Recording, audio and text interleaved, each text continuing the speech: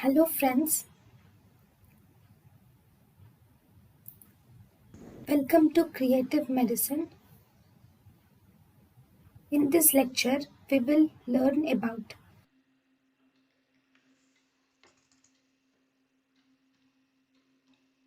Now about esophageal stricture treatment. Okay. So in the treatment of esophageal stricture, first the stricture should be dilated. Okay, we can do dilatation of stricture. This is dilated with a dilators of at least 16 millimeters in diameter or at least 50 French. So for this we have to use guide wire directed dilatation is normally used.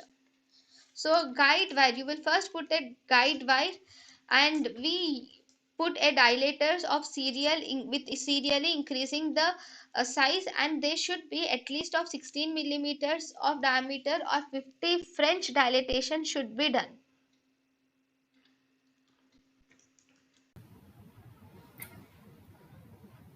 thank you and thank you for watching.